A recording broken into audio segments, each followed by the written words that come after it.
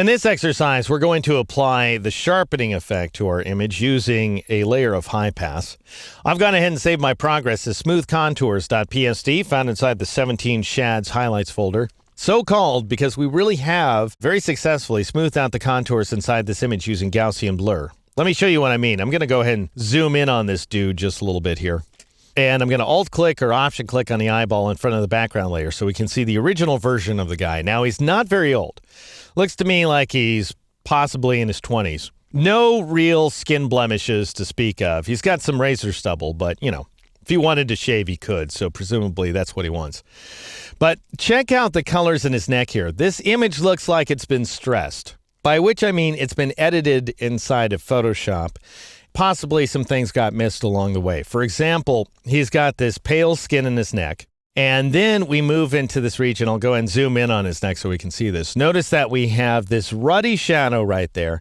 And it's an area of fairly flat shading as well. Notice that this entire area that I'm tracing here has a pretty consistent color going on inside of it, right toward the center. All right, so it's kind of reddish, notice that, and flat, which is a problem. Usually we want more contouring going on. We want a consistently fading shadow. Anyway, we've got a flat color, and then all of a sudden we hit this mustard zone. Like the guy sat there and rubbed Grey Poupon on his neck and jaw for some inexplicable reason. And then finally we have a darker area of shadow that is once again ruddier. Looks a little more naturalistic. Then we've got the whiskers blended in for flavor. Anyway, I'm going to zoom out.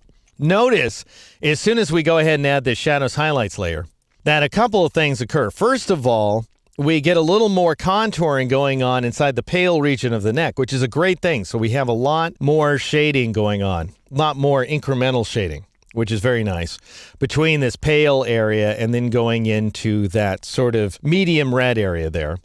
We still have, however, a region of mustard that has actually grown a little bit, and Shadows Highlights has a propensity for adding sort of strange colors to the mix or exaggerating the strange colors that were already there.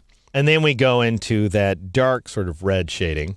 Also, though, notice the guy looks a lot more weathered than he did before. So he doesn't look sunburned, but he looks a little bit windburned. The great thing about this Gaussian blur layer is it takes care of all those problems. So as soon as I turn that on, we get this nice shading, just uniform shading going on inside the face. He looks a little bit radioactive. The saturation values are definitely way up there.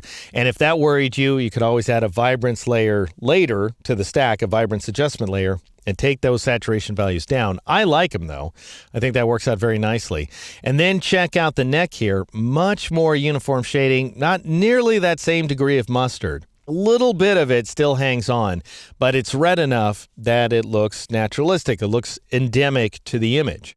So the only problem, of course, is that we've got those super dark shadows. Our shadows are filled in, and we will take care of that in an upcoming exercise. But for now, I'm going to zoom out to center the image and then zoom back in. And now let's go ahead and add a layer of high pass. I should explain that at face value, this may seem a little strange that we just got done blurring the heck out of the image. We applied a 15 pixel blur, and now we're going to turn around and sharpen the image. Don't the two kind of counteract each other? Why would you blur and then sharpen? Well, first of all, it works beautifully inside of Photoshop. And secondly, remember that there is actually no such thing as sharpening inside of Photoshop. What you're really doing, where Unsharp Mask is concerned, for example, you're using Gaussian blur in order to create the appearance of sharpening. So it's a little bit of fakery. So you're piling Gaussian blur on top of Gaussian blur, which is going to work out beautifully. And wherever you see a radius value inside of Photoshop, we're going to be working with high pass, but it has a radius, and that radius is essentially Gaussian blur. It's a Gaussian distribution, which means we're using a bell-shaped curve. I won't go into too much here, but it's using a bell-shaped curve in order to create a natural drop-off. So you don't have any distinct edges at the perimeter of the blur. That's what that's about.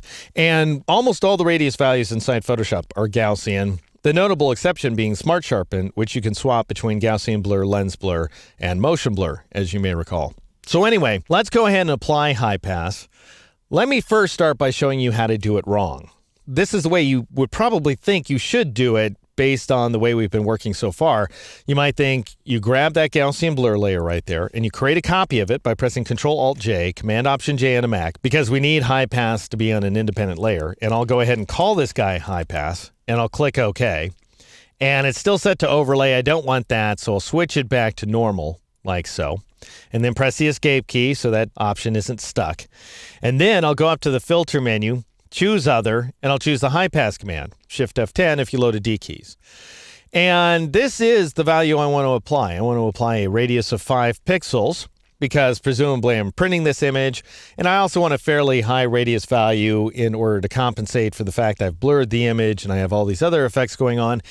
But at 5 pixels, I can barely see anything. You can barely, if you look really closely, you can make out this sort of outline of a human form in the background. Very, very faint.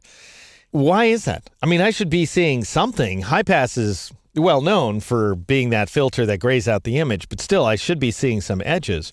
Well, we're working on the Gaussian blur layer that had a radius of 15. So unless we make a radius larger than 15, we're really not going to get much in the way of results. For example, if I take it up to 13.9, the image is just beginning to emerge. At 15 pixels, it should get a little bit stronger.